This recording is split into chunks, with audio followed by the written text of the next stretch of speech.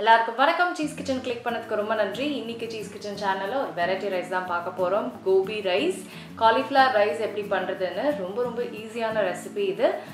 உங்களுக்கு லஞ்ச் பாக்ஸுக்கு கொடுக்க சூப்பராக இருக்கும். கிட்ஸுக்கும் அது ரொம்ப பிடிக்கும்.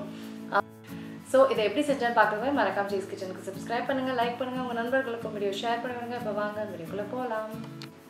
இப்போ கோபி ரைஸ்க்கு நான் வந்து கடாயில் ஆயில் சேர்க்குறேன். எண்ணெயில் கடுகு சேர்க்குறேன். கடுகு வந்து நல்லா பொரியட்டும். கடுகு பொரிய ஆரம்பிச்சிருச்சு. இப்போ நான் சோம்பு சேர்க்குறேன். அடுத்தது நீட்டு வாக்கில் நறுக்கின வெங்காயம்,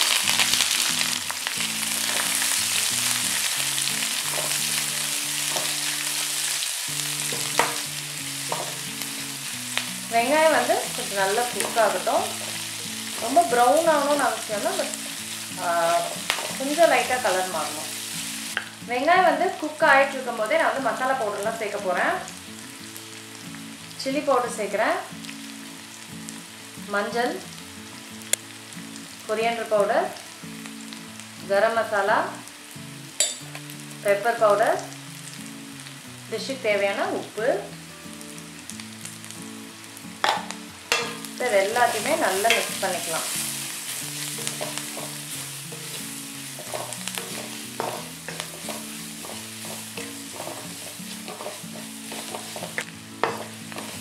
இப்போ இதை வந்து நம்ம ஒரு 2-3 மினிட்ஸ்க்காக நல்லா குக் பண்ணோம். மசாலா, வெங்காயம் எல்லாமே சேர்ந்து சூப்பராக குக் ஆகி வரும். இப்போ 2-3 மினிட்ஸ் ஆயிடுச்சு. இப்போ நான் கோபி சேர்க்குறேன். இப்போ இந்த காலிஃப்ளவர் வந்து நான் சுடுதண்ணியில் மஞ்சள் போட்டு இதை வந்து ஒரு 90% குக் ஆக வரைக்கும் குக் பண்ணிவிட்டு குட்டி குட்டியாக கட் பண்ணி வச்சுருக்கேன். இதை வந்து இந்த மசாலாவோட நல்லா மிக்ஸ் பண்ணிக்கலாம்.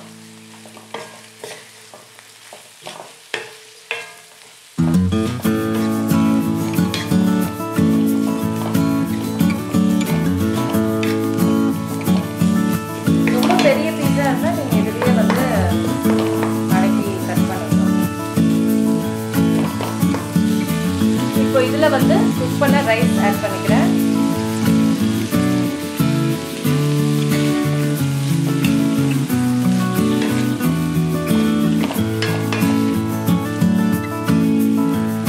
ஃபைனலாக இதில் கருவேப்பிலை, கொத்தமல்லி சேர்த்துக்கிறேன். இப்போ மிக்ஸ் பண்ணால் நம்மளுக்கு சூப்பரான கோபி ரைஸ் ரெடி. ரொம்ப ஈஸியான ஒரு ரெசிபி, பட் ரொம்ப டேஸ்டியாக இருக்கும். சூப்பரான லஞ்ச் பாக்ஸ் லஞ்ச் ரெசிபி இது. சாலதாங்க கோபி ரைஸ் முடிஞ்சிருச்சு. ரொம்ப யம்மியாக இருக்கும். கண்டிப்பாக ட்ரை பண்ணி பாருங்க. நான் உங்களுக்கு சந்திக்கிறேன். வணக்கம். இருங்க எங்கே போகிறீங்க? இந்த 2 வீடியோஸும் கண்டிப்பாக உங்களுக்கு பிடிக்கும். கிளிக் பண்ணி பாருங்கள்.